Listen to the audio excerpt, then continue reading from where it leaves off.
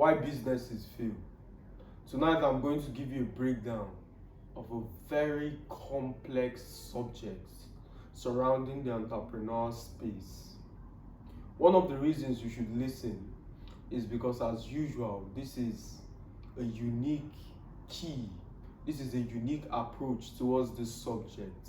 Anyone who's followed my content long enough understands fundamentally that these are not regurgitated statements. This is not something read from a book, distilled with personal anecdotes in an attempt to build income, in an attempt to deceive or sell a course.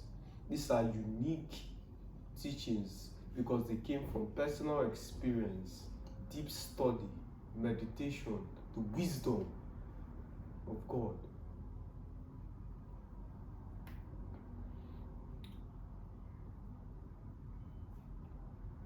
Why I chose this title, What Not to Do,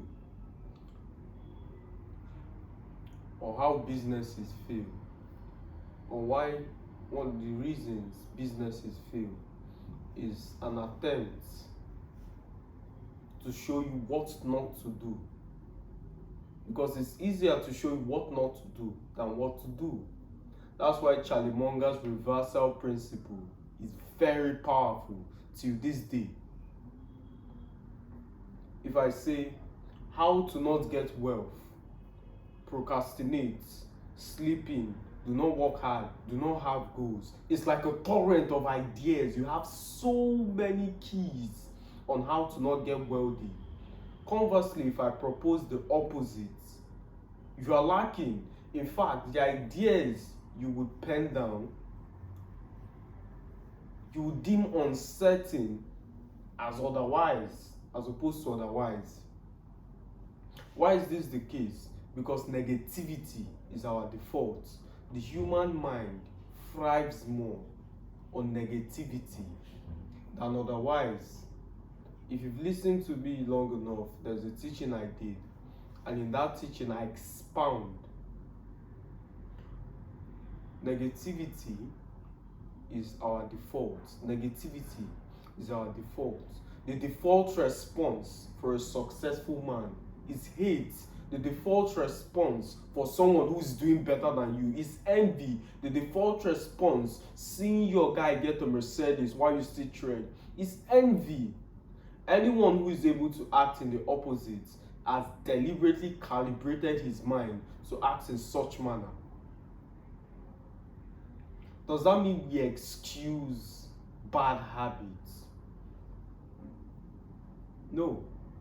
Even the Bible says you should walk out your faith with trembling.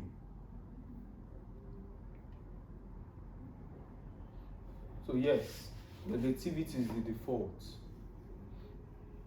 The first key I'll give you today, I want you to listen very carefully, because this first key builds on number 2. And number 2 is so important if you desire longevity in business. This is something you should pen down on the tables of your heart, because it will be useful on the long enough time frame. So listen to this first one very carefully.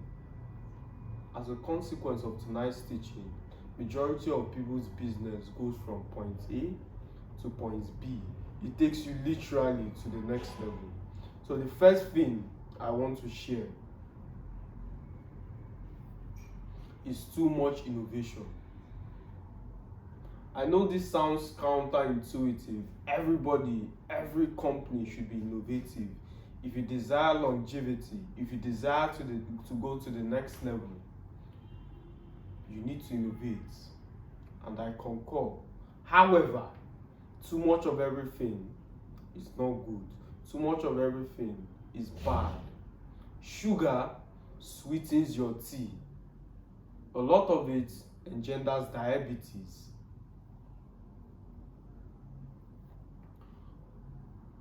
If you begin to innovate too much, it's most likely that the value begins to diverge from its original purpose.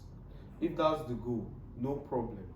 But unknowingly, people begin to add too many innovation, too many features, that the product diverges from its original purpose. As a consequence, customers plummet, the user base decline, because the original value, the original quality that attracted them is no more.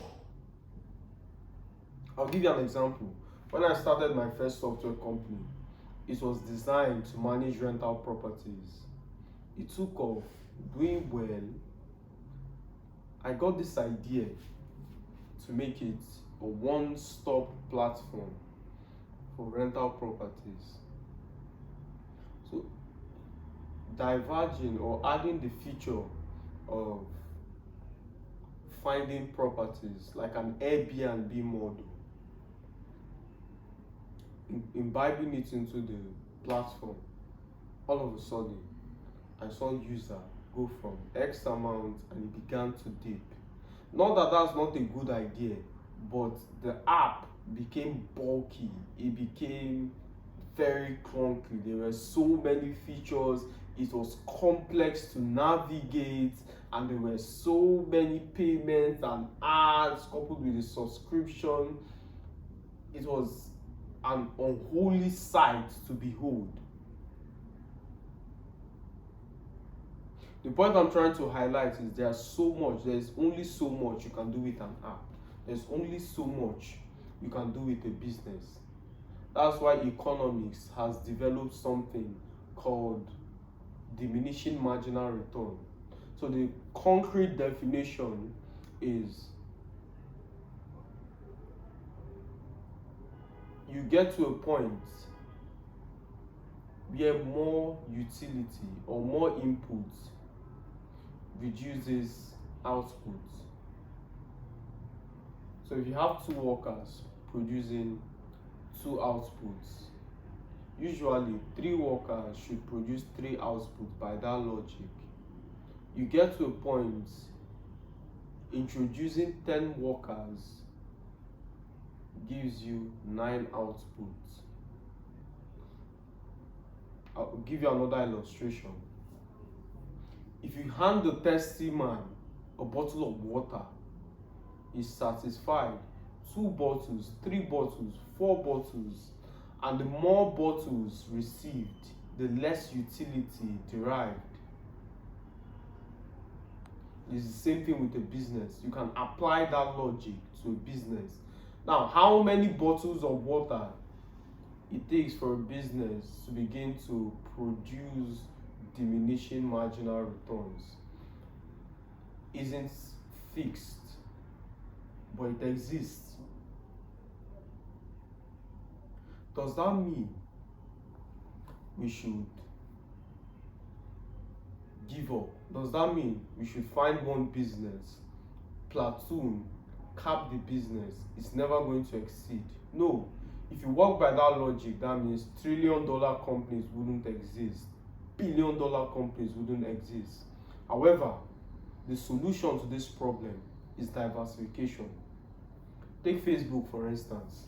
There is only so much you can do with the platform. It's a messaging platform. If you innovate too much, the original value begins to diverge. It diverges from the original value. Diverge from the original value, you lose your customer base. What did Mark do? Diversification from Instagram to WhatsApp. It would be foolish to imbibe all of those business models. You notice something, the 3 platforms I mentioned, they all have unique modes of texting. Had Mark tried to introduce all of those modes into one platform, it's going to end up a disaster. It's going to be cataclysmic. So diversification is not one of the ways to execute your various ideas, but produce income, able to retain your customer base, and execute your ideas on the other hand. So too much innovation destroys companies. I'm talking from experience. Take my platform for instance. Number two, an equally interesting concept recently brought to my attention by my brother. We're having this conversation lately. We want to go into XYZ company. Talking about a name, I said, yes, it will go by NSC as usual.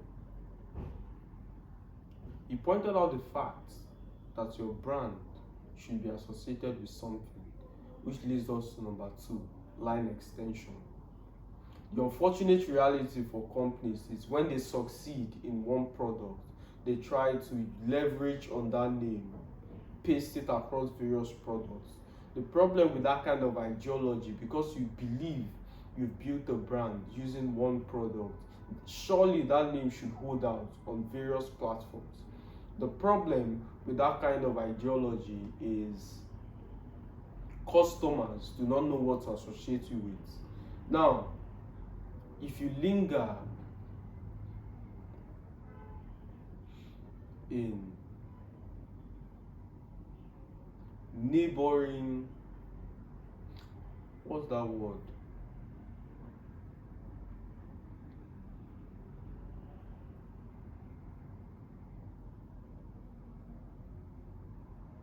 Yes, if you linger in adjacent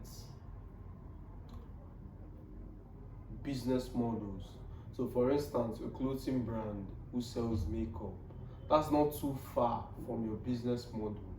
But a clothing brand selling cement, now that's a bootstrap.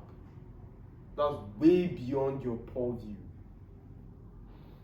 If you keep going down that trajectory, customers find it difficult to associate your product, your brand to one thing, which is a killer of brands. If I say Louis Vuitton, what comes to your mind? Exactly, luxury brands. So whenever one business model is successful, if the next model isn't adjacent, use another name, then the initial product shouldn't even become the hegemony. LVMH owns Louis Vuitton, Chanel, Moet, Hennessy, and various luxury brands and various businesses. It's called LVMH. It's not called Louis Vuitton. It's not named after someone, after ego, which is the problem with most of you. Especially here in Africa, you see a big conglomerate, a maker or Amy Stores. Fuck is Amy Stores? So you must be humble, take ego out of the equation, and you'll be fine.